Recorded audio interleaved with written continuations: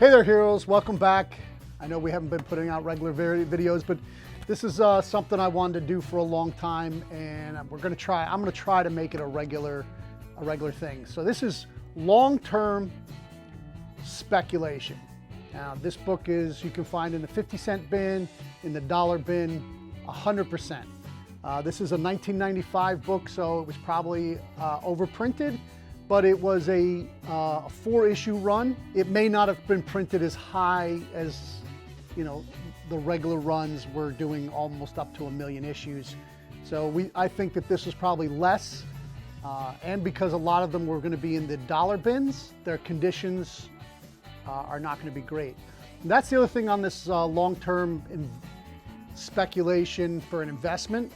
You know, you buy low, sell high. You want to get the absolute highest grade book you can. I'm going to get right into the book. The book is called Druid, and it was it had the Ancient One in it, and it was like a twist on Doctor Strange.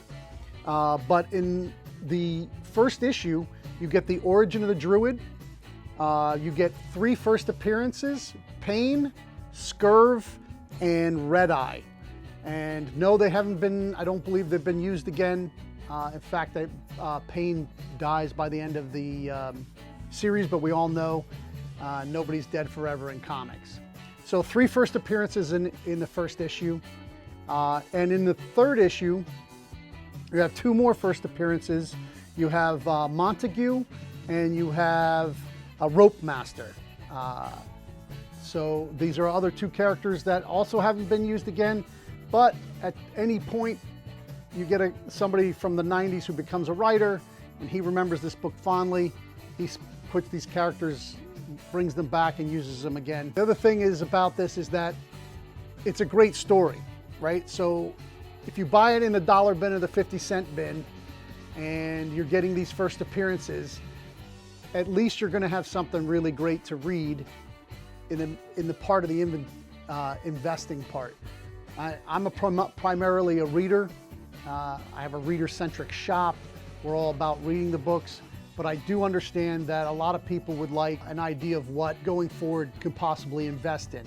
Now, this is not a movie the next 5 years, 10 years, maybe not even a movie, but what it is first appearances in a lower print run book from a high print run period, and it may become very difficult to find in the future, 20, 30 years in the future, and high grade copies will command a higher price. And in the 4th issue, you also have the first appearance. They call it a cameo, but it's the first time Andy Warhol appears in a Marvel comic. It is a cameo, but it is the first time he appears in a Marvel comic, and also Jim Morrison. 2 iconic pop culture characters, people, not characters, appearing in Marvel comics. So now they are part of Marvel canon. So if anybody decides to reuse them, or if there's another book looking back, Andy Warhol actually appears again in an omnibus. I think it's Grant Morrison that has him in that omnibus. Yeah, this is crazy deep spec. If you look on Key Collector, they don't have the information of the first appearances because these are characters that nobody's thinking of. It was a good series, kind of cool, trippy art. Hopefully we can find a picture of of some of the interiors also, because I also don't have that book. So I'm not trying to hawk a book I have a ton of and hoping that people will start buying it by this. I just remembered the book, and I remembered it had some cool characters in it that I hadn't seen before and haven't seen since. And that's the way my brain works. You know, it's just off on a tangent all the time. So thanks for watching. Maybe we'll do a couple of different issues in the future, a couple of different comics to make it a longer show. But in the meantime, keep reading comics.